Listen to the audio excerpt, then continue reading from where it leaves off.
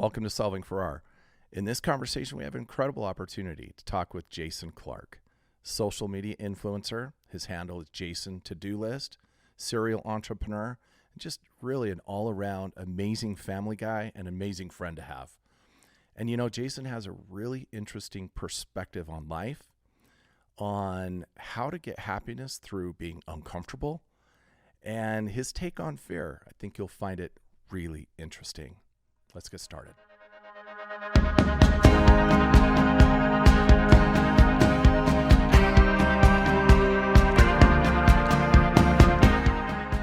That was a big week, you guys. Yeah. It was super busy, and we're Friday night. Mm-hmm. I've been talking to both of you, and I've been sharing with you guys how busy I've been this week. Yeah. I think it's really interesting. We all ended up with one of the busiest weeks we've had in our lives in a long time. Yeah. And it's Friday night now. We're kind of exhausted. Our brains are completely fried from our careers, right? Yeah. And our businesses that we're building and running and all this other stuff. And now we're sitting here and we're supposed to be getting deep into the concepts of reality in a podcast. So first off, thank you guys so much for Jason, thank you for being here. Man, you're our first guest. Yeah. I'm I appreciate honored. it. No, this is great. I'm really excited to be a part of it. And diving into these things is honestly, I love this. It kind of gives me the opportunity to reflect. And, we've met a couple times on this before this. Yeah. And just being able to dive into these things is so therapeutic, and being able to talk and with like-minded people and going through similar things and similar feelings and beliefs and realities that we're all working on at the same time. So it's awesome that we're all able to sit down and kind of talk about it. Yeah. Love it. Totally, man. And to your point of being busy this week, I think I actually had this thought this morning when I woke up, because it's been so insane.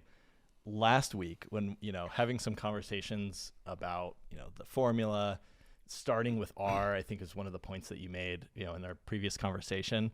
Oh yeah. And I was thinking this morning, because after we had that conversation last week, I was so focused on that. I was like, okay, that's interesting. I'm gonna go think about starting from R and working backwards.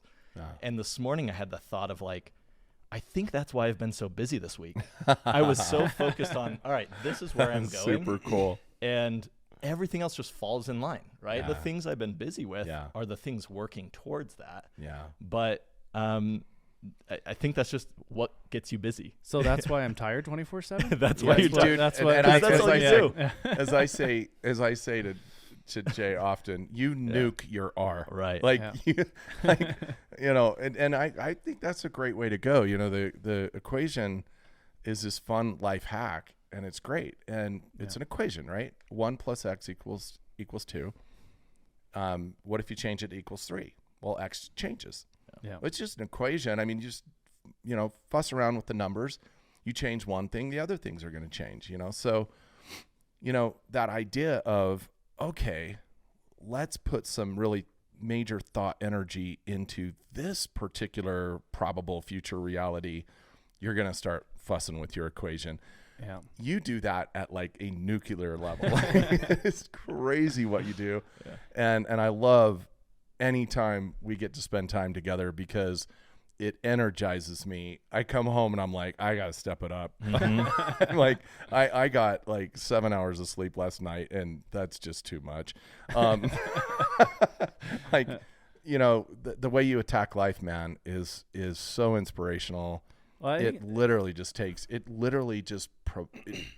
propels people that are around you, and I think it's exciting, man. Yeah, I appreciate that. No, that's awesome. And I may be interpreting this wrong, so call me out if that's the case. But I feel like when my equation is balanced is when I'm usually the most uncomfortable. But I honestly see a balanced equation is a clear future.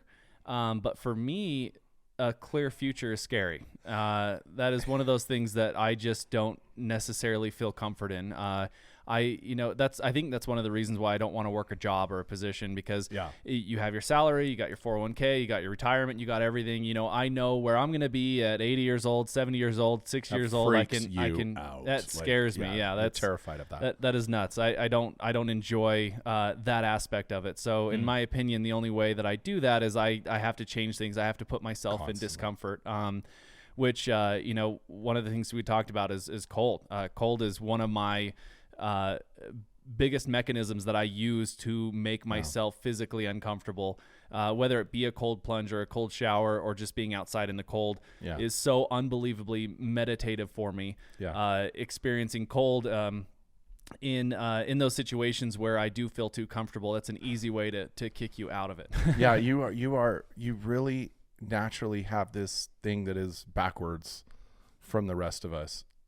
You for one, absolutely, discomfort is your path to happiness. I mean, that's literally your path to happiness. The other thing too is that you have this really incredible relationship with fear.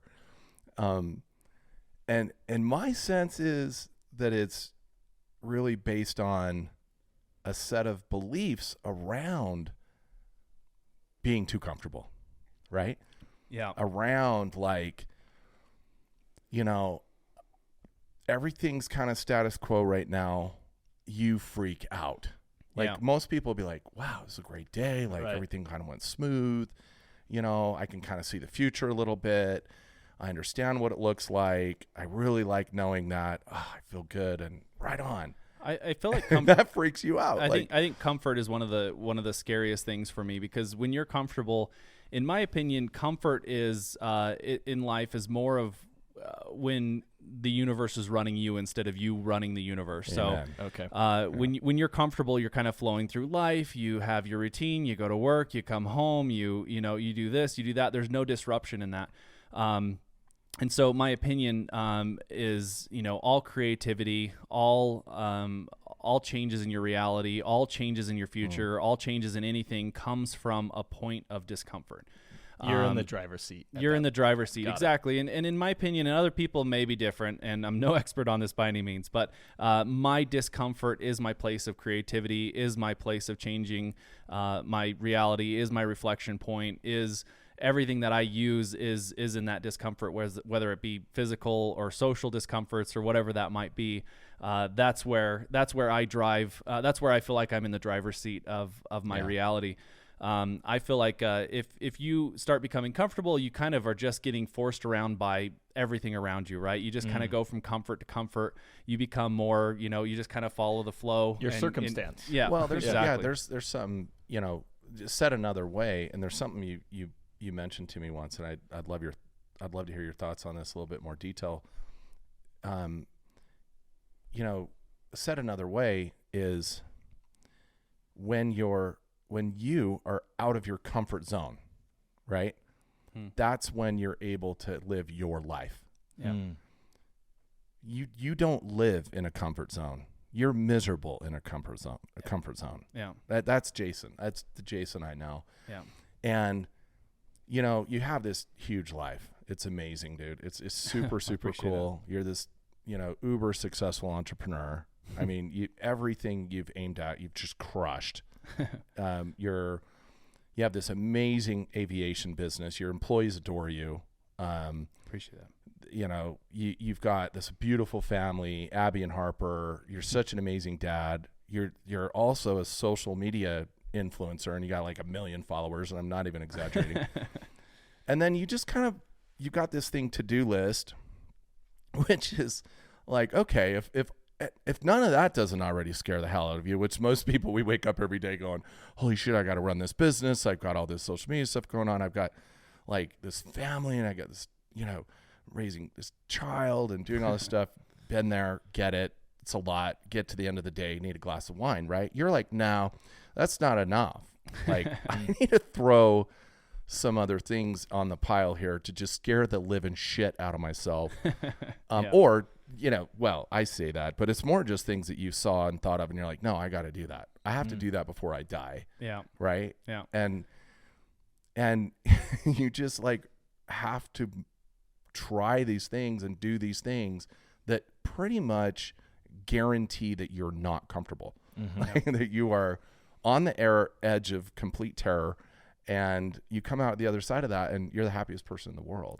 And I think that is incredibly interesting. It's awesome, by the way. Yeah, there's a whole nother level of energy that comes from being discomfort and putting yourself in uncomfortable positions and honestly just changing what that future reality is going to look for you. Yeah. So, in business, I've always pushed business as hard as I can and have been uncomfortable. And, I've pushed things really hard, but it's amazing. I've pushed business for so long and hard. I have so many good employees and so many good people that are here and helping me move along, that things are finally starting to get more comfortable in business. I'm finally getting to where I want. And so, honestly, that personal to-do list that you talked about is something where in my personal life, I can continue to push the limits on things and continue to keep myself uncomfortable and moving forward. And it's an energy you say, because that's kind of what my question was. I was like, is it that putting yourself in these situations or using the cold, doing a cold plunge, whatever it is that putting you in this mindset where you're like, this is, I'm looking for these opportunities to create change, go outside of my comfort zone. But then you just said it gives you this different kind of energy. I'm wondering if you can, what do you mean by a different kind of energy? Is it like motivation, or what do you mean? Or does it come from like literally your spine or something? What's going on, man? Are you tapping into a new gland that we're not familiar with? Is there body parts? Are you an alien? Like, what's going on, dude? No, I guess it's more, it's more of staying in a creative mindset. It's okay. And not to get too woo woo on anything, but when you get woo woo, we're weirdos. I'm an official weirdo. Yeah. All my friends have said, okay, dude, you're an official weirdo now. Great. Right on. I finally got there. Yeah. I'm very proud of it. You just got to accept it at one point. Yeah, exactly. Exactly. Yeah. Sorry. One of the most powerful tools we have at our disposal is meditation. And in getting your brain to a point where you can forget anything materialistic.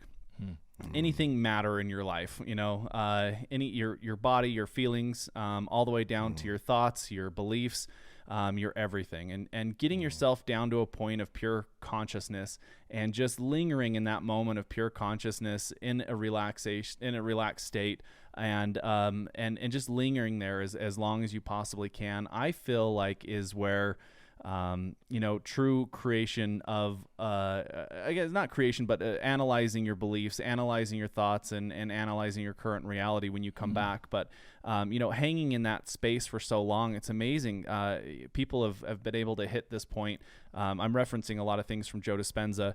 He's amazing at this, and they've actually, scanned people's brains during this moment, and this energy and resonance that comes from the brain in this moment. The brain starts, energizing and working together, and the frequencies in the brain, parts of the brain start lighting up that have not been lit up before. And so there's actually science behind, sticking to that day to day and being in comfort. I have to do this and I have to do that. And that autopilot of life that you just flow through, actually compartmentalizes your brain, in a way where, you can actually open your brain back up to these ideas and thoughts and other things. But, if you can just forget who you are, where you are, what you're doing, and just hang in this pure consciousness state. Oh yeah, we can that's all where do energy that too. is. All of us, the whole world. Yeah. We can just hang in this pure consciousness.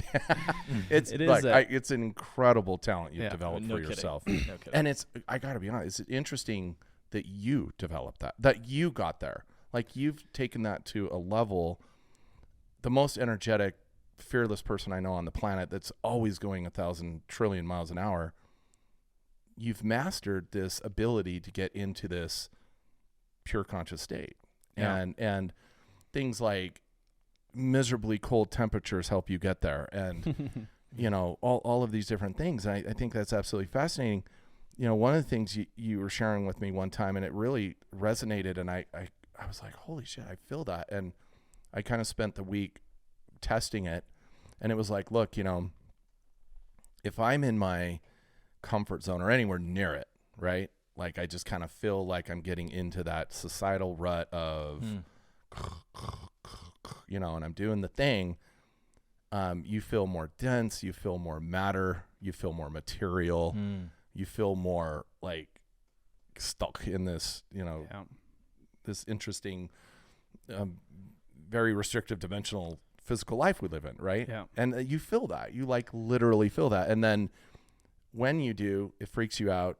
You do all kinds of things to scare the shit out of yourself.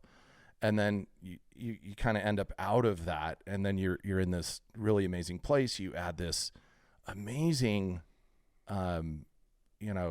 meditation to that. And you get to these places. And something you just said was really interesting. It sounds like to me, there's this absolute crossroads at some point, like this moment, like this, like total point when all of a sudden this energy in your brain just goes and you end up open to like it is. I mean, Joe Dispenza explains it as a brain orgasm. Awesome. And it actually is a point where you can reach. You get chills all over your body. You can just so cool. it's like the death of. It almost feels like you physically die and become conscious. I don't know. It's the craziest. It's the craziest feeling you can get to that point. But in my opinion, I mean, explaining this on a big scale, right? So. I think when you become more matter and you're just you're on autopilot, you're flowing through instinct, you're just kind of going from day to day and you're just kind of working it around.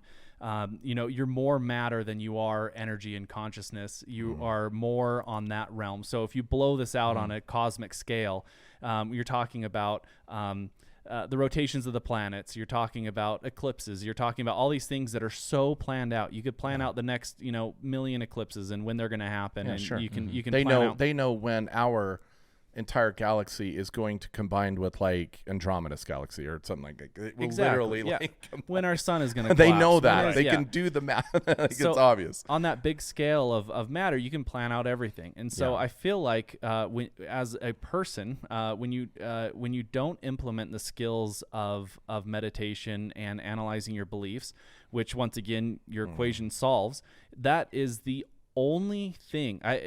Consciousness is such an amazing thing because that, in my opinion, is you can be conscious and you can go through your day, but the only thing that actually is the evolution of consciousness is analyzing those beliefs to actually change our current realities. Amen. And that's one of those things that your equation is able to do.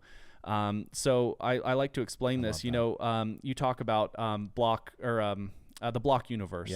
So this is a theory built around Einstein's theory of relativity. So the block universe is the idea that we live inside of a block which has the dimensions of space and time. Infinitely. It's a really big block. Massive block. But ultimately, this block is already there, and it's created, and it can move, and you move through it. So what I hate about the idea of that is if now exists and there's different nows, so they call it cosmic democracy. With cosmic democracy, if you are moving temporal and cosmic democracy. So for instance, if you're moving away or moving towards at different speeds, there's different nows for different people. And all those nows exist at the same time. And with cosmic democracy, nobody's vision of now is wrong. Everybody's vision is just as valid as anybody else's vision, right? So that's what creates this this thing where now and then and present, past all exist all at the same time. So what I don't like about that is that kind of locks you in on the future. And so the idea of applying this equation, I think that's one of the only things that breaks the future. So what I like to think about is this space block exists of our past, and it goes up to a point where where there's almost this we're creating the future, right? And the only thing that changes that future is you analyzing yourself, your beliefs, your thoughts to affect the reality of it. So interesting. Once again, blowing this up on a cosmic scale, matter in the universe is going to operate exact same way that it will for the next billion years. Mars is going to be Mars. It's going to do its thing unless somebody has the thoughts and beliefs and reality strong enough to create the reality that will actually build civilizations or change orbits or start taking, star energy and bringing it down here on Earth for nuclear fission and all of these things that you can bring all determines on our beliefs, our beliefs and our thoughts of where we are. And that literally consciousness is such an incredible thing that we have our tool, just a tool that we use and take for granted on a daily basis. But that is literally the only thing that changes space-time and everything for the future. It changes the reality of matter and of everything we have in the future. So it's just amazing. And those realities where that didn't happen, they still exist, right? Because there's the reality where somebody didn't take those steps and didn't make that change and didn't experience that discomfort to experience this other reality. Those kept going in their matter state, and just, the atoms collided exactly as they were scripted to do so. Yeah. But your point is, and using, this is a good way of looking at it. Using this, you're switching the reality you're experiencing, right? And no, I agree. I 100% agree with that. And what's super interesting about that discussion of the block universe, right? In adding that concept of pure consciousness, that's when we think very much. We're in a 3-dimensional physical space, height, width, and length, and with a single dimension of time forward. Right? Yeah.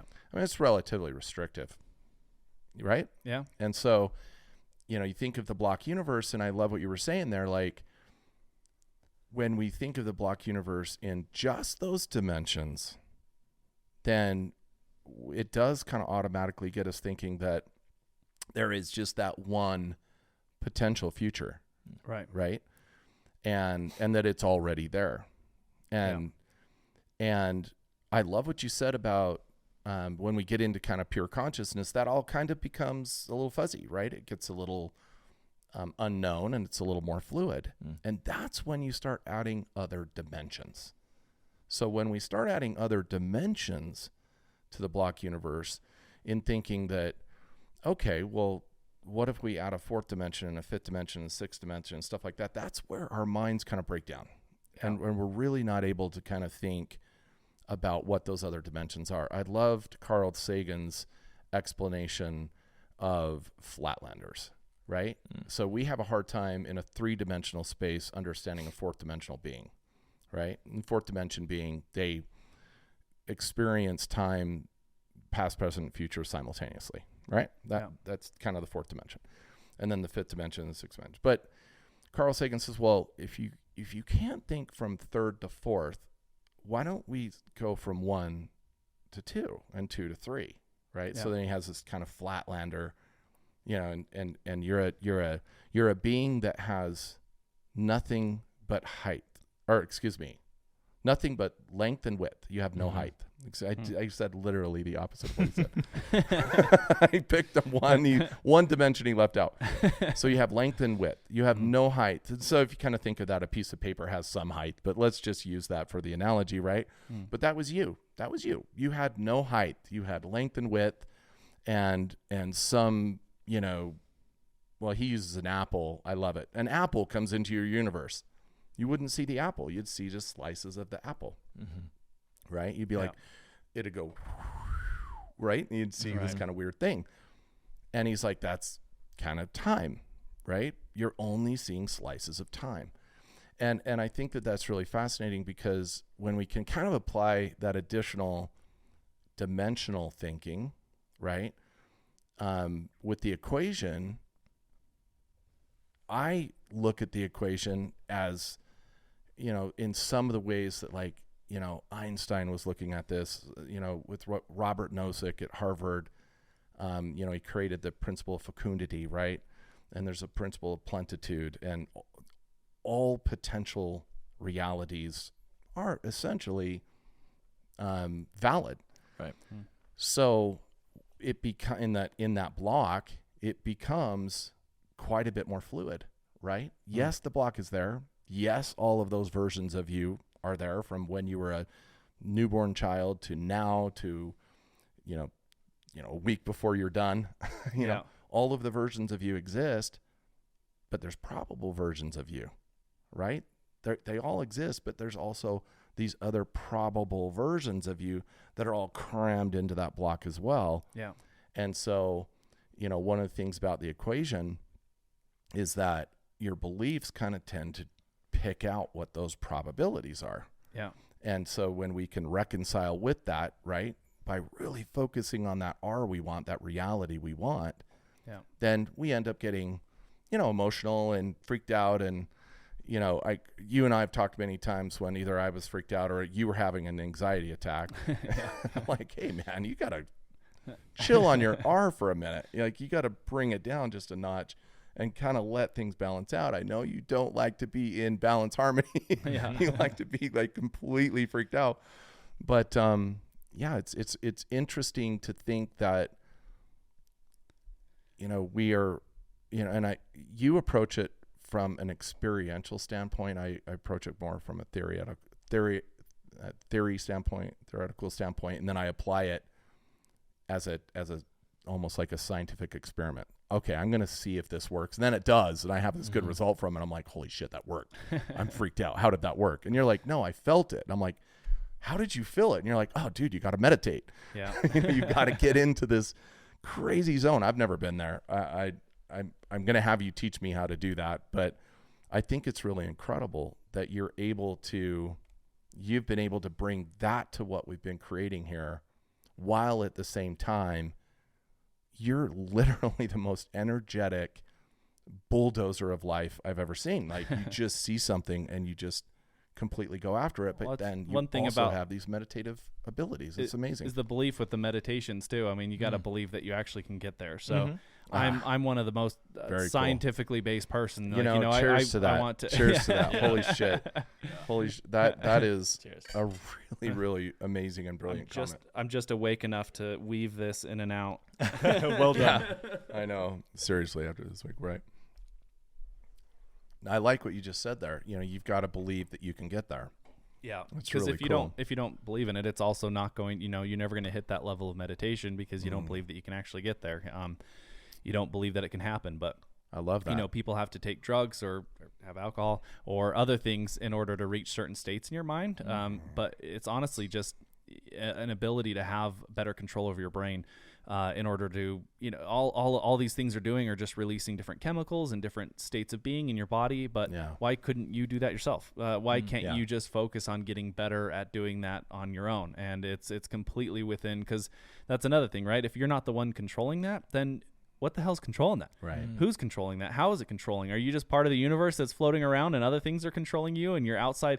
Why don't you be the master of your brain? Why don't you be the master of how you're feeling and what you're doing? And I think that's also another evolution of people eventually, where you can just be like, oh man, that was a hard work. Okay, what's next? And then, time for nap, time for sleep, time for this. And just being able to snap in these different states of being by yourself, which I'm not saying this is easy by any means, that I struggle with more than anybody, but I honestly think that's going to be something that is going to be taught and work, because it's going to be another evolution of people to be able to snap between states of being like that is, and it's really hard to do it. And we have this mental momentum that we flow through the day that just something gets carried on to the next and carried on to the next. But, that kind of rolls right into the emotions that you have throughout the day and how those carry through the day.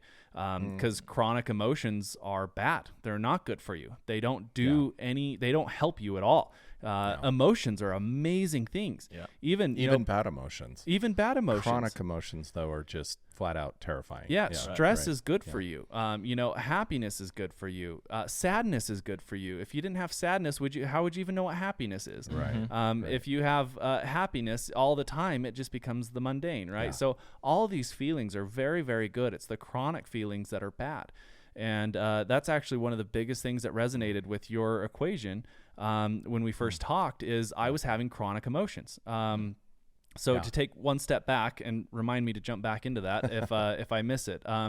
We're building a new aircraft. Right. We're building this ultimate training aircraft. It's got a turbine engine. Amazing. It's going to be one of the coolest, most revolutionary flight training aircraft there is, and I'm unbelievably excited about it. Yeah. And so, and it's an unbelievably cool thing. Yeah. It's amazing. I'm going to build this most amazing aircraft with a turbine engine. Okay. Amazing. Cool. Everybody does that. Yeah, sure. What do I do? Okay. I need to go purchase a company in France. All right. Yeah, exactly. We need to the aircraft manufacturers in Bratislava, the engine manufacturers in Paris, and combining all these things into the ultimate training aircraft, all in combination with a new rulemaking that's coming out from the FAA called Mosaic, which allows all this to happen. Got it. And so we're pushing really hard, and it's just amazing. I've just been envisioning this for so long, and it's just all finally coming to. And so we did this flight all the way to Paris. It was 10 hours. I brought my daughter. She's bouncing on my lap. We was up all night. I'm so excited. I'm so tired. I rolled into the next day, which was then night at home, rolling into the next day. And so, I've been up for like 2 days now by the time the meeting rolls around, going to this meeting, having some coffee, and then the panic attack hits. And I've never felt this in my entire life. And you're at a cafe or something, right? Yeah, in Paris. We met and went to a cafe to start talking about the engine. And this guy's just laying out these facts about the engine. I'm just like, I can't believe this is built for exactly what I'm trying to do. And he wasn't necessarily thinking about building this engine for flight training, but it was just perfect. Everything was. And I was just unbelievably lining up. Interesting thread of reality. Right. I find that so interesting. And that it's Sorry, the perfect result that brought this up. Yeah, the amount of things that had to fall in line between the FAA and me and the flight school and so cool. and meeting all these people and acquiring Cruiser Aircraft USA, which is going to be partnering with the factory on the development on all of this. I mean, it's just cool. Every aspect of this just falls in line, and all of a sudden, just the combination of all this, I just hit this wall where my hands went numb, my heart started beating. And I thought I was having a heart attack. It was just the craziest feeling. And I just didn't realize I was just having this chronic stress on my body of everything going right, everything not going right. And combining that with the lack of sleep, my body just gave up. And my heart started beating so fast, it would just beat and stop for a minute. And then I thought I was going to die, and then it would start beating again. And I was just like, oh my gosh, this is just the worst feeling ever. That went on for a long time. 24 hours. It was the most exhausting thing. I was exhausted for days afterwards, and still spiking energy and exhaustion, and just the worst chronic stress. And so I came off of this. I mean, it had only been a month or so when we first met after this experience. And I came to you, and I just came to grab your new book, and we were going to talk about it and stuff. And we ended up talking for 3 hours. 3 hours. You were going to drop by for a few minutes, and we talked for 3 hours. It was great. We ended up talking for 3 hours after this, which is usually what we do. And it's like you're nuking your art. I was living in that future reality of what was going to happen next, and I was thinking 10 steps ahead constantly, to the point that my emotions were just out of whack. And I didn't realize how chronically stressed I was over this time period. And so you're like, no, you need to apply the equation, which you guys have kind of gone over in the first podcast, that you guys should definitely listen to and re-listen to and watch this so you understand this a little bit more. But applying that equation to add curiosity to your beliefs, and what beliefs are causing this emotional response, which is causing this chronic stress. And it turned out I was starting with my reality and the future reality that I was nuking so hard. But the best part about this is it made me unplug from the emotion. For the first time in a month and a half since I had been back, the first time I unplugged from that emotion, and I was like, holy crap, I didn't realize what I was doing here. I was nuking that arse. I could just lay off of it a little bit. I don't have to live in that constantly to the point where, then adding that curiosity to the belief, where it's like, okay, what beliefs are causing this? And not necessarily even getting rid of the beliefs, but just bringing them along with you. Yeah, just bringing them to the fold. It's just that same emotion telling you, I used an example, is it's like there's blue or gray, I can't even tell. You got a blue shirt on, I'm going to say. But it's like your emotion just being like, the shirt's blue. It's like, over and over. Got and it. over The again. shirt's blue. I got it. Shirt's blue. Okay. Stop telling me the shirt's blue. I got it.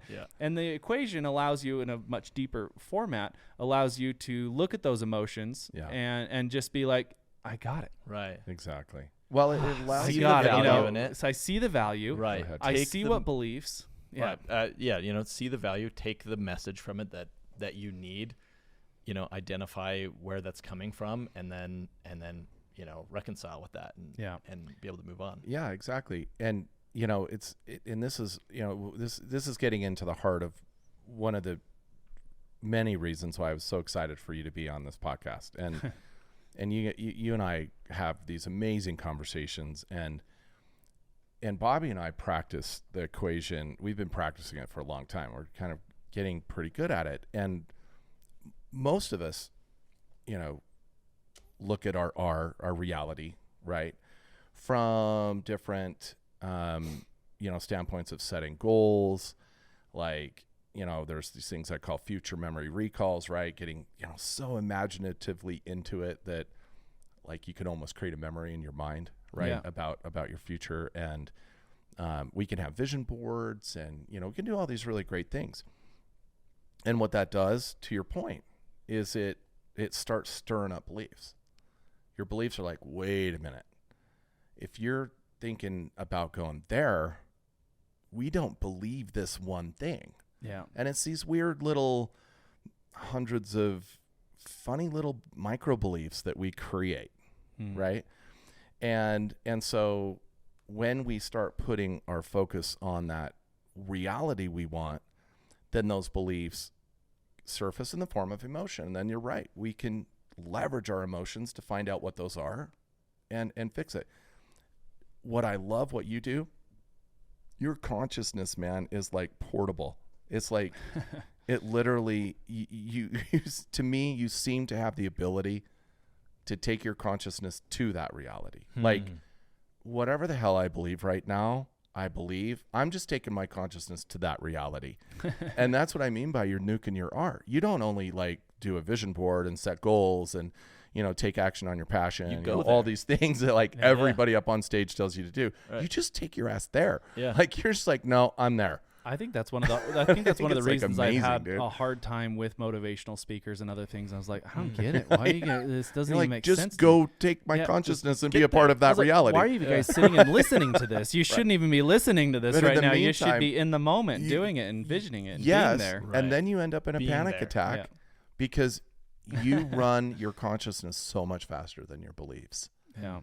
And your beliefs are your beliefs, man. They're these programs that you have to acknowledge. You've got to acknowledge, connect, reconcile.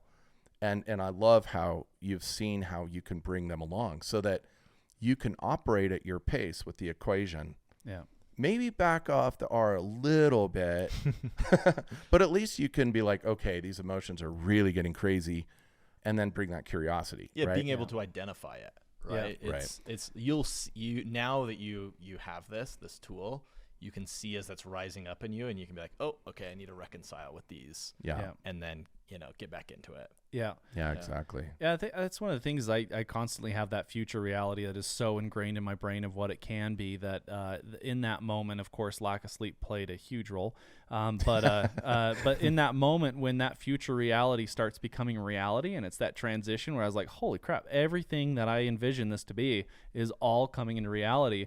That's what freaks me out because it's like not only that future vision, that short term was so clear, but it starts moving into that reality that, and that is actually one of the hardest things for me to do because that when that becomes clear, the future becomes clear, and I'm like, okay, everything just set in stone to where I'm going to be, and now I need to. It like feels claustrophobic. Almost, yeah. Let's go back to the block universe conversation that you had, okay? And if we apply fun things, right? We're just having fun here, right? I mean, we can pretend, right? But let's just say that for a minute that the principle of fecundity is not just a theory, it's reality. Let's just pretend, right? And we can have fun. We can have a thought experiment, which means that every version of you possible exists, right? And that you're going to, through probability wave theory, experience one version of you in the future, right? Well, when I hear you say, Jason, that it's coming into reality, I see that you're going into that reality. It's a reality. You made it perfectly clear. It literally turns out exactly as you planned. I can't tell you how many times we've known each other for a long, long time, and we've had a discussion. The next time I talked to you, it was like exactly what you said. It was like, whoa. It was like exactly what you said. It was exactly what you envisioned, and you brought me along so much in the explanation of it. I ended up on that thread as well. So, I use this idea of probable threads of reality, right? And so if they, let's just pretend and have fun here. Like, let's say every version of you exists and you can kind of participate in different versions of you in the future, right? Based on probability. It's not it coming into you. You've gone to that. Yeah. Right? You've gone to exactly what you've envisioned, and you do that at such a conscious level. It's amazing. Yeah. Like the engine, the power plant for that thing is exactly what you were aiming for. The business that you needed to acquire, this miraculous of all of the regulated industries on the planet, the aviation. I thought, real estate finance was the most. It's not. Aviation is even more, and super antiquated. And just all of a sudden there's this cool thing called Mosaic that allows for this in 100 years to happen. Yeah. I mean, that's a pretty special thread, right? And I find that less coincidental, and I find it more about your ability to not only get on that thread, but bring all your friends along with you. Yeah. It's like, and your employees and your investors. And it's like, no, we're going there. Yeah. And I think that is an amazing, beautiful thing. I think some of the most brilliant minds are the ones that are doing that. They're the ones that are they're so far out of that thread, that common thread. That common thread. Right. Last time in my opinion, I've envisioned it, kind of like a rut. The bottom where all these threads are running through. I kind of explained last time, all these threads are running through. There's this bottom of this, where's the rut where everyone goes. Yeah. But and this is where beliefs, where common things, where people are just flowing through reality is all in this bottom thread that's going along. And this is where this common societal thread where most people are. But man, there's just some people that can just work their way out of it and start working their way up the hill of these different threads. But man, it takes a lot of work and a lot of beliefs and a lot of thoughts to go against the grain, against that groove. Courage, man. And it courage takes to courage. work your way out of that groove on these different threads of reality, and even more so to bring people along with you. You could be the crazy one that goes out, but you become eccentric when people follow you. Yeah, exactly. And speaking of courage, you've done some crazy things. You're courageous. You're a courageous person. We've been talking a lot about your amazing entrepreneurial career, and the business you built and everything. But also, we touched earlier on the to-do list. It's a fascinating thing. I want to spend a minute on it. And one of the things that pops in my mind, and we've got a couple of videos here, so we're gonna play them. You just kind of have to come along for the ride. I actually don't like watching the first one because it scared the hell out of me the first time I saw it, and it scares the hell out of me every time I see it. And it's when you decided to swim in a lake in the middle of the winter, so the lake's frozen over, and you cut a hole in the ice. And some far distance, even describing away, it, I'm like feeling. You cut another queasy. hole in the ice, and you decided that this was something. It was on your bucket list. Excuse me, I know you hate it called the bucket list, to-do list, and I know why you hate it called the bucket list. I get that. It's the to-do list, and I get that. I'm not doing these things before I kick the no, bucket. Right? We're doing them You're doing them now, right? Yes, We're doing these yes, now. Screw this. I'm young. I can do these now. But you decided that you wanted to swim under the ice, between these two holes in the ice. And it doesn't go so well. And I'm going to stop there. I want to play this video, and then I want to have a discussion about this because it's really fascinating. All right, let's do this. All right. We kind of so here about you it are. too. Yeah, here you are. Yeah. You go. Tell us what you're thinking. Yeah, at this moment. this was rough. I backed out of the hole a little bit there for a minute, thinking about it, not knowing what to do. I started swimming to the first hole, and I told my wife I was going to spin upside down and try to spend a minute to, kind of build anxiety. But at this point, I realized that was not the hole. Slush had formed over the hole. You couldn't see a difference. And so I decided to turn around and start following the dirt along the back towards the first hole, but the underwater current pulled that over. So, you see me just a second ago slam my back up against the ice as hard as I could. I couldn't move.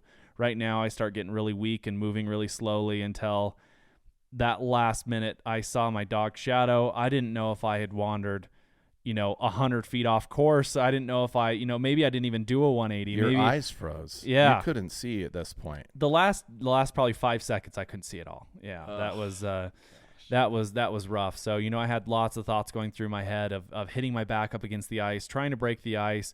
I thought about swimming towards shore. I was probably 30 feet from very, very shallow water where I could get my hands and my feet against the ground and push. That's why I decided to smack my back as kind of a tester to see if it would move. Crack it. Yeah. No, it was 4.5 inches of ice. Like it wasn't. Oh my gosh. It was not going to budge. And so right there where you turned around, and you told Abby, you said, I'm going to spin around, I'm going to do this stuff. And so she's just thinking you're doing your thing. Yeah. And when you turned around right there, you were like, oh shit, I can't find the hole. Can't find the exit. Yeah. I was I better head back. That is, and I then saw when you head back, up. you couldn't see. It just all looked the same because it was slush and it just all looked the same underneath. Yeah. But your eyes also froze. So yeah, you couldn't. I couldn't see anything. That last bit I could see shadows, but it was getting really dark. I was getting weak. My muscles weren't my arm was like not moving the way that I wanted it to. It was starting to seize up, and then your arm just randomly, just kind of, and you're doing this as you're going, and then it pops out. Oh my gosh, that was the best feeling I've ever had. But you thought you weren't going to find it for a minute. For just before that was the scariest moment for me, was just the total acceptance of giving up. And that was the scariest thing is I was laying there and my thoughts were flashing before my eyes. My parents, this is their retirement home they had built. They sold their home. Like, I'm gonna ruin it. My dad had sold his dream home that he had built to build this retirement home in Bear Lake, and I was in. You're every parent's nightmare. In 3 feet of water. Yeah. I was in 3 feet of water outside of this home, and then that's going to be their retirement. Is, hey, my son died right there. Oh my gosh! And so that flashed in front of my eyes. But the worst part is my body's just like, hey, just give up. I felt great. I didn't feel cold anymore. My eyes didn't. There was hurt. a moment. There was a moment right there at the end where it just kind of like you felt like that. Oh, just complete, just total acceptance. Just total acceptance, and I was just like, just give up. It was amazing how I like give up.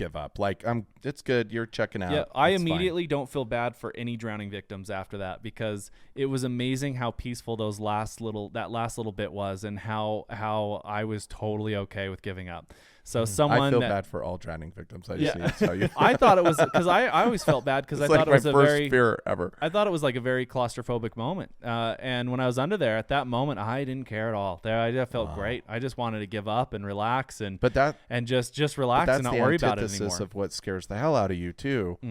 Is that comfort. Yeah. So you found yourself in this place where, the message was, you're good. Yeah, it was just, I worked my whole life. So much shit has happened in my life, and so many sketchy moments, and so many everything. And I was like, this is it? This is what happens? This is and you crazy. Kept going. And I was like, I worked so hard in my life, and I'm so willing to give up in this moment. Interesting. It was just insane. And then you saw the shadow. I could see shadows, but yeah, even at that moment, I was like, am I 50 feet off? Am I 100 feet off? Did they just follow me? And I swam past the hole and I did a 180. What if I did a 270 accidentally and I started going that direction, You're swimming, you're going like this and your hand pops out. And that was totally. And you didn't know that hole was there. Yeah, you'll have to do a screenshot of that, of me popping out. My eyes wide open. I am just it's deep burnt breaths into my brain. I will never I hate forget watching it. that video because knowing it the way you've explained it to me multiple times, it's so hard to watch. Yeah. So it's crazy. It took me several breaths for my vision to start coming back and kind of realizing what happened. And it was just so all encompassing. Like, so when you come back from a deep meditation, you kind of come back to reality and you're coming there. I was so convinced I was going to die. You're going to die. Wow. You feel it, you believe it, you're going to die. And then all of a sudden you don't die and you pop out and you start breathing again. It takes you 5 or 6 breaths before you're like, okay, all right, I got to try that again. In a warmer climate, we have another video. In a warmer climate. Well, I didn't even say this. I tried it again after. Oh, so, wait, that's right. Yeah. Sorry. Hold on. I think it's an important aspect of it. I think it's a very, and I apologize, I'm skipping forward here. It's a hugely important thing because you succeeded. Yeah, so the second time, I made the exit hole comically large. I would have made it like half the lake. Yeah. It was a big, huge moon-shaped thing around. All the way around. So it was a comically large, and we hung a towel so I could see. But the craziest thing, man, the anxiety that came over my body the second the bottom of ice is very jagged and sharp. So the second my back pressed up against that ice again, swimming to that hole I was just, it triggered that fear in you. Just triggered. I had to get to that hole so fast, but that was the best therapy I've ever done in my whole life, was completing that the second time. Knowing that I'm still in control. I still am. And that was the same day.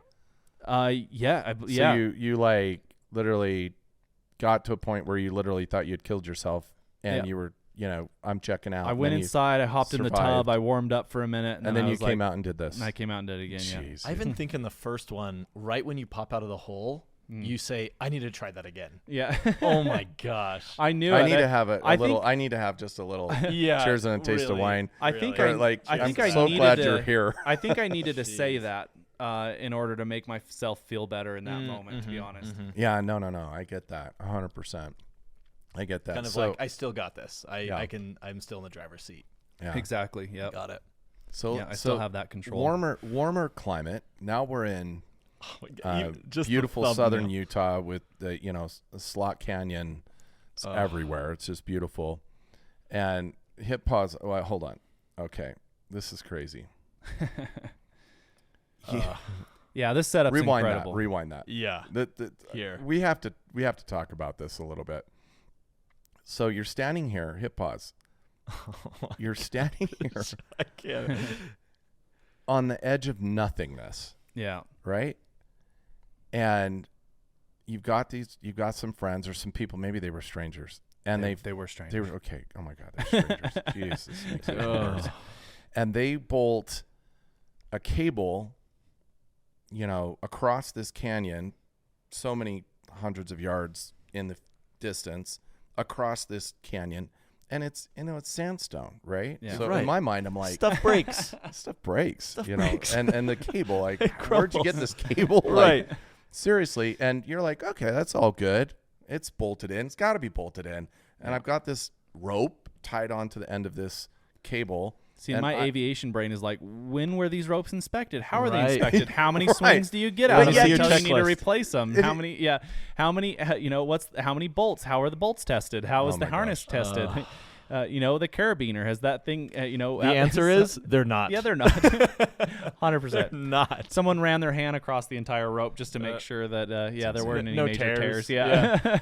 Oh my God. That's about the testing that you probably go through. And I mean, I've been bungee jumping, right, where you're way up there, and it's this whole production, and everything's been tested, and 100 people jumped before me. Yeah. And I've jumped off, and the jumping wasn't the scary part. The scary part was when I expected this bungee to catch me and it didn't, and I keep falling and I keep falling and I keep falling, and then it catches me at the end.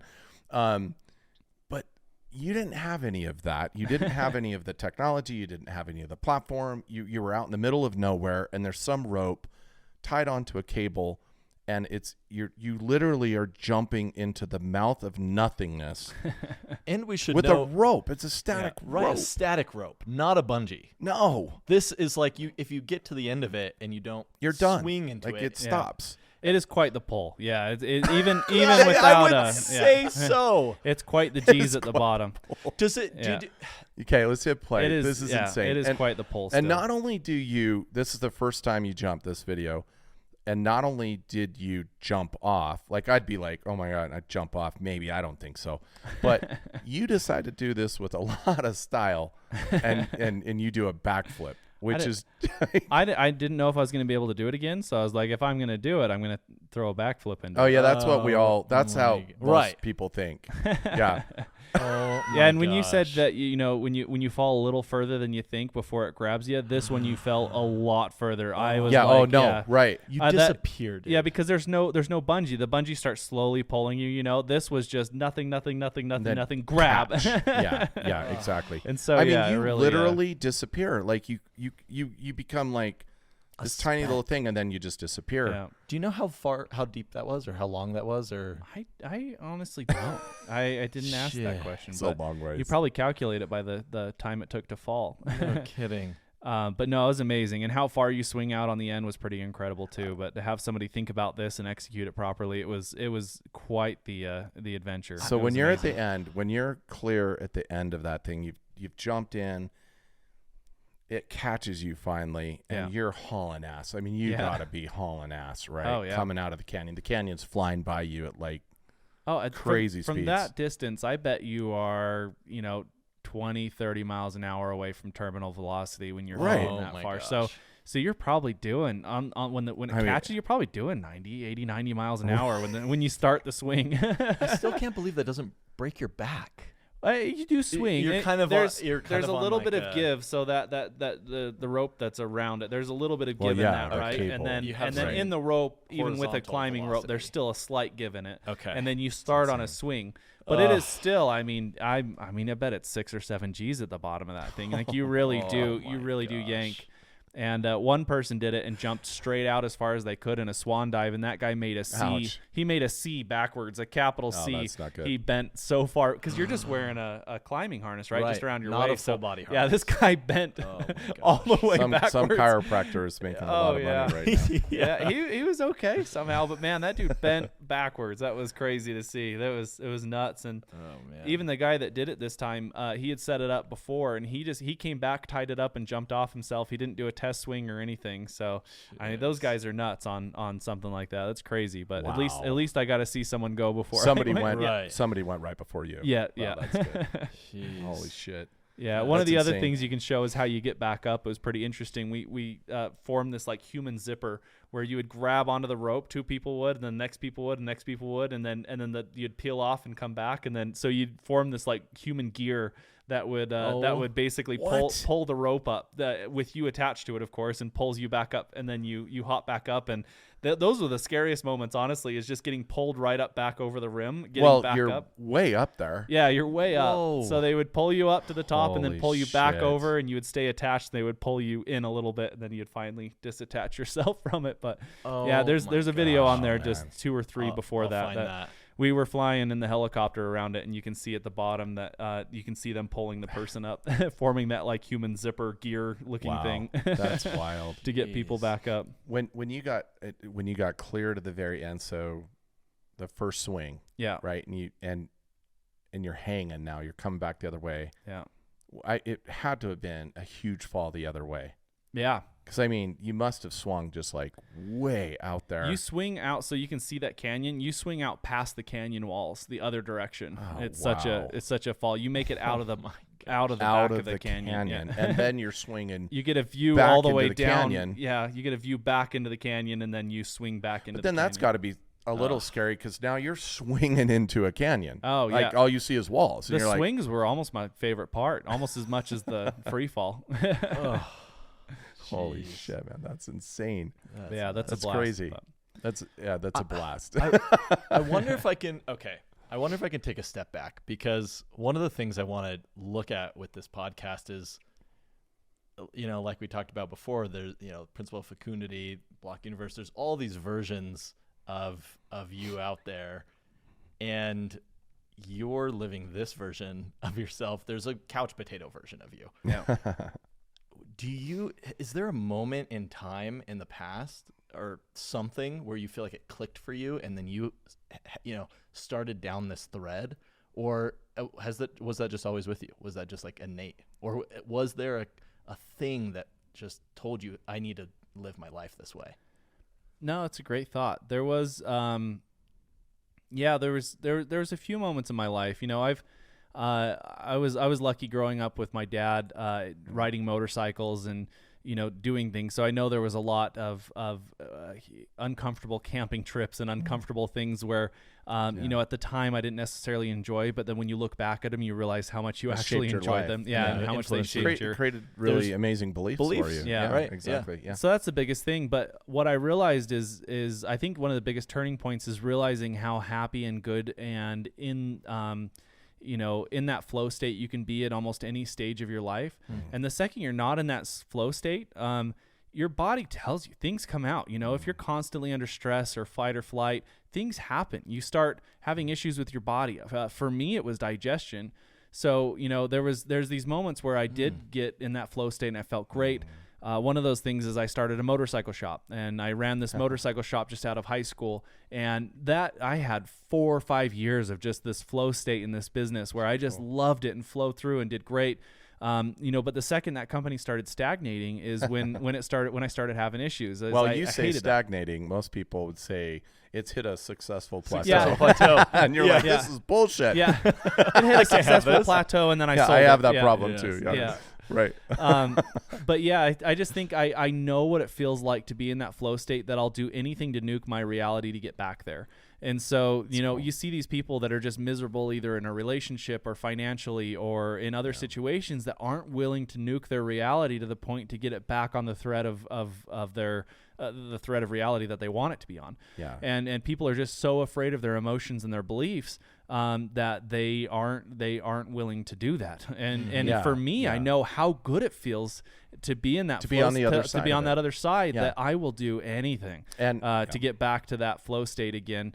Realizing, of course, a lot of the key elements that I've built in my life, family and all these things are these key pillars to being able to do that as well. For sure. Exactly. And just to add a little bit of definition to nuke reality, because on the surface that sounds like really like the end. Yeah. But in reality, the way we're putting it anyway, it's the beginning, right? It's that we are putting so much energy. The reason why we say nuke is because nuclear energy is like just a lot of energy. Yeah.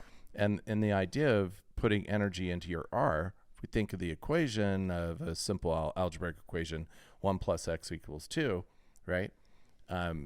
If you make it equals 5, x needs to change. Yeah. If you make it equals 20, x needs to change more, right? And you make yours equals like 1,000,000. Yeah. Right. And so equals R is that idea of that focus and that thought energy that you put into the reality that you really want, regardless of your beliefs. Yeah. And I think that when you can get to a point where you're like, yeah, I want that, and I'm just going to go after it, that's when it really starts conjuring beliefs that you're not aware of. And then that really starts triggering emotions. And those emotions are a gift that help you connect with those beliefs, right? And then you can reconcile. But so when we say that, Jay, you nuke your R, you have this ability to put so much hyper energy into what reality can be. Yeah. That you do end up, you get there. Well, and sometimes it's not pretty, but you get there. Right. And by the way, it's pretty for everybody else. It's just not pretty for you sometimes. Because you're contending with the other variables. But then you love that too. You love that. Well, to give uncomfortableness. That's life. That's great. Yeah. I think to give a good example of this is about 3.5, 4 years ago, I found my assistant at the flight school stealing from me. She stole like $260,000. And the worst part was that she stole it from students, directly from students, paying her directly, Venmoing her money, which was just insane that people would pay tuition to Venmo her. But that happened, and I made all the students whole.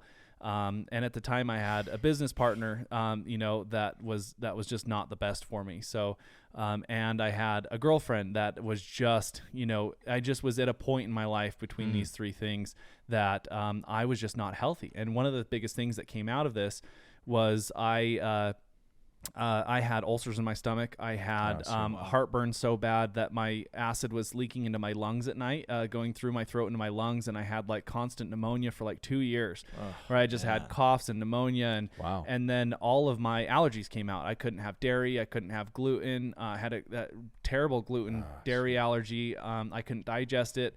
I stopped digesting food well. Food would just sit in my stomach, and I eat the wrong food, I'd start vomiting it up. Like, it was just miserable. My body was shutting down. It just hated everything that I had to do with this, right? So I found myself in this reality that was just miserable, and my body was telling me that this isn't where you need to be. This is something that is not okay.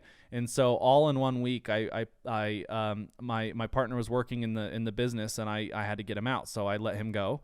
and he had an employee position, so I had to get him out. So I let him go. I put my assistant in jail, and I broke up with my girlfriend all in 1 week. So this is the nuking of reality that we're talking about. I was like, I'm done. This is not what I want. And so I did all of that. I got rid of all those people out of my life, and I'm like, I'm just cleansing. I had a friend or two that I'm like, I'm just done. I'm not talking to anybody that's not on my thread, right? And no one that's on my thread and my where you're trying to go. I have way too much energy to just sit here and let all these people just feed off of my energy and what I'm doing. I have way too much energy, and so I absolutely purged my life, and I got on the path that I knew. I didn't realize how far off that path I got, so I nuked it, got back on my reality, and that I knew that I wanted. And it's crazy. It's nuts. I've never believed in these manifesting things or doing this, but I was like, I knew exactly where I wanted to be and what I wanted to do. I went after it. I found the exact person I was looking for. She happened to be in a point in her life where her job was winding down. It was a contract job. Her lease was up. Everything like lined up perfect. She's like, hey, if I'm gonna come visit, thread. You're like, I want that. She's like, if I'm gonna come visit, this is the time. I was like, come visit. So she came, and she stayed and stayed and stayed, and COVID started happening, and so I was like, hey, I don't want you to go home, so let's get married. And so we got married, and just went to a courthouse and got married, and didn't have a wedding or anything. Just got married, and then a couple years later we had a kid, and it's just crazy. And what's crazy is I knew this was the reality I wanted to be on, and I was so driven to get there that I would have done anything to do it. And now that I'm here, it's amazing how many things go well when you can stay in this like flow mind state. Now I've never made so much money. I've never done so well. My business has never done this well before. I'm energetic. I can motivate employees. I can work with my team. My team's never provided and performed as well as they ever have. I've never been this happy. I've never, so many things that have all fallen in line by just following that path that is the right path. So, of course, to add more to nuking that reality, that's what I do. Whether it's uncomfortable positions or whatever, I just know I hit these certain points in my life. Super cool. That you have to make sure that everything around you is serving you.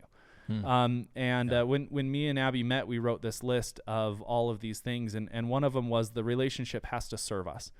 That is one of the biggest things is I serve her. She has a great life. She has everything here that she needs, and she thinks that I serve her all the time. And all I think is she serves me. She is the best person that ever happened to me. Man, I swear half the business ideas are her ideas. I just roll with them. She's my, secret mentor in business. She's just intelligent. She's cruising through, she's in corporate America. She's in HR, and she's worked her way all the way to the top of her publicly traded company. It's just her and the CPO of a publicly traded company now, and she's just worked herself into this position. She's just awesome. But what I mean by all this is it's just amazing. The second you get rid of these factors in your life, whether it's addiction and you don't want to be part of addiction, whether it's what it is. The best part about meditation is if you just shut up for a second, your body tells you immediately. You close your eyes and you're like, alcohol. I knew it. Or you close your eyes and it's like, I should probably stop taking Adderall. Or you close your eyes and you're like, I should probably stop stressing so much.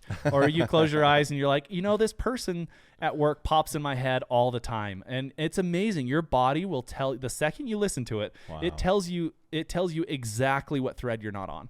But you have to sit there and just listen to what those things are, and your body will tell you. And if reconcile, acknowledge and reconcile, right? Yeah, and if you just go after those things, man, you'll get on the right thread that you're supposed to be on, and you want to be on. So cool, man. It's awesome. Sorry, I kind of went off there. No, you're good. No, in that process, you were like, I knew exactly what I was looking for. Did you have that in your mind before you nuked your reality, made all those changes to your life, or did that happen in that few months afterwards? And you're like, okay, I just changed a lot of things. My business partner's out. What was that rebuilding process like? Or did you have it in your mind, like, this is what I want, and I'm realizing these things don't fit with it now?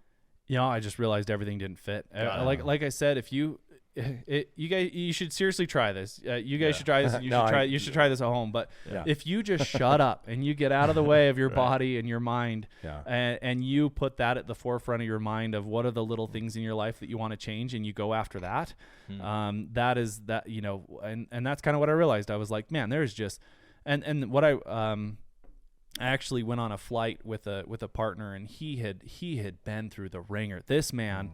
And was probably someone you should actually have on your podcast as well. He came from a broken home with drug addicted parents and in a shack in the middle of I believe Kansas. It was so cold in the wintertime that if you didn't, you know, if you had water by the side of your bed, it would freeze.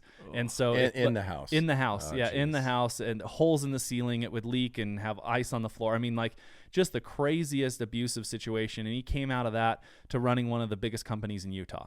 Wow. And so I'm not mentioning any names, of course, until he says that he wants to, but his story is incredible. And he went and told me the story. And I was like, I've got a bad girlfriend, a bad partner, and someone has stole from me. And I'm just like, I'm breaking down here. This is really rough. And this guy changed his entire reality from that to running one of the most profitable, successful companies in Utah. He has some of the most employees. I mean, it's just amazing. He did something amazing. He told me that, and I was like, geez, if he can do that and move from there, come to Utah and build this company, like, what am I doing here?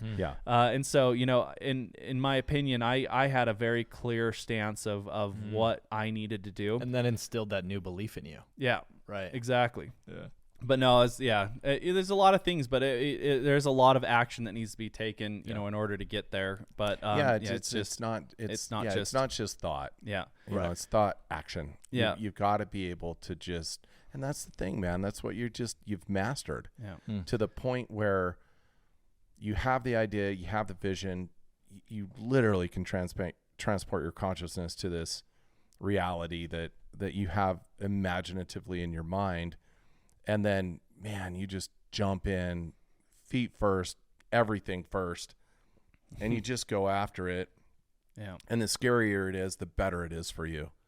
You know, the more energetic you are. Yeah.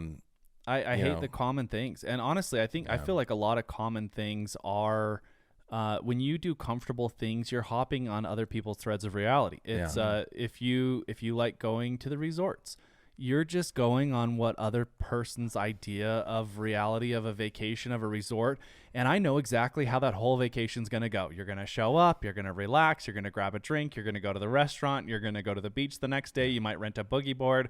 You know, there's like pretty good. I was going to say, is it a Rosewood resort? Because, retirement with me sitting on a drink on the beach sounds like my nightmare. That is the worst thing. I couldn't do that. I could never do that. You could never do that. That's a nightmare for me. So it's honestly what I've realized is balancing those emotions throughout business and the hustle of life, whether it be a to-do list or the business. That is the goal for me, is just to keep doing this. That's the whole thing I love about the to-do list, is it's never ending. Yeah, there's no end to this. Yeah, you have like 800 things on your to-do list. Yeah. One of the things, like I said, I'm not a huge fan of the personal motivation space, but one of the things I really liked is Alex Hormozi said, he's like, the point of business isn't finishing business; it's to do business. The point of to do it. of being married isn't to, there's no end game to it. The idea of being fit isn't a goal of being fit; it's to be fit. Like it's every day. Every day you be that. Be active. Yeah, you be active, you be fit, you constantly be on that. So if I reach an end goal where my future reality hits there, then that's honestly my biggest nightmare. Is once it starts becoming a reality, you have to shake it back up again. That's super cool. Well, dude, that is awesome. I want to cheers to that point right there. Right? Ooh, I have just a little bit left. Oh, you got it. Yeah, that counts. That counts. It's a little bit. Well, man, I got to tell you what, this has been amazing. And even though we've all, had a really busy week, and it's the end of a Friday night. I think we pulled it off. And I think it's great. I feel that we're able to. Yeah, I do too. I'm ready to go. I do too. I'm supercharged for sure. Yeah. Every time, we spend time with you, like, it's so cool. I know I'm going to go into this weekend and I'm just going to start attacking projects again and booking trips and like, maybe I'll, honey, should we climb Mount Kilimanjaro? Like, no, see, that's what? Basic too. A lot of people do that's too basic. Oh, right. You have to like go somewhere with no name. Go somewhere with no name. Got it. Okay. Note to self. I'm just joking. No. Something like that would be incredible. But that's what I tell my wife. She's like, I just want to go down a dirt road that you don't even know. Or you plan a trip, you drive down a road and you go those are the best, when you have no expectations of what it's going to be and you flow through it. That actually, it's something we were talking about that slows time down, because, they've done studies as we get older, we keep doing the same things and it's novelty. And you were teaching me this. Right. You read something about this. Yeah. It's, everyone says as they get older, time moves faster. Yeah. And there's like the old wives' tale of the reason for that is it's a smaller percentage of your life, right? The last year is a smaller percentage of your life. Total bullshit. It's because you're having fewer novel experiences. Your brain is dumping, if you have the same experience multiple times, your brain just dumps the second one because it doesn't need it, right? Yeah, right. And your perception of your perception of time is tied to memory. Yeah. So if you have a whole bunch of new memories, new novel experiences over the last few months, it's going to feel slower because your memory is so much more rich for that time. And that's actually a survival. It's actually a basic instinctual survival thing in your brain is to categorize everything in your day that you can run on autopilot because it's a conservation of energy of your body. Well, and then it puts you on autopilot. That's where you need to try to get out of. Yep. Right? Because, there was a study that they thought that we had as humans 60 to 70,000 thoughts a day. That study has been hyper improved, and now they're like, nah, we're really more like 6 to 8,000 thoughts per day. But what they know of those thoughts is the same what they knew from the 60 to 70,000 thoughts, and that is 90% of them are the same thoughts you had the day before. And so we're having 90% of our thoughts every day are these repetitive kind of same thoughts. Now, I won't mention what percentage are negative because it's a big percentage. And I actually have a sticky note over here that, that just says, 70% positive thoughts. And it's just like, I just right there in front of me. And I keep it there because I'm like, okay, if I have a negative thought, I just want to think of the other side of the coin. What's the counterparty to the negative thought? And just try to just put the positive thought in there. But this could happen. Just like trying to change that damn math. Yeah. I'm trying to change that math and just kind of get the novelty in there. My wife said something that was really good with that is it's okay to be negative, but always finish it with a positive. There you go. So that's awesome. Yeah. If you're just like, oh, I hate going to the store and this and that, but I did find a new drink that I really like, right. I did. Yeah. Great. Yeah. And as long as you, beautiful. you acknowledge being negative, but you end it in a positive every time. And that really does help your outlook and changing that ratio. Well, and you are, my friend, one of the most positive people I have ever met. You're fearless. Your courage is insane. You do amazing things in business and in life. And, man, it has been unbelievable having you as our guest today. Thank you so much. Of course. And our first guest, we're honored by that. Super cool. And we hope to do more of these with you. It's just been a blast. And I'm excited for all the other – I mean, you got a new airplane coming that you've created. Who knows what's next on your to-do list. Those are going to be fun conversations. Yeah, for sure. I'm excited. Awesome. Great. Thanks, man. Thanks. Cheers. Cheers.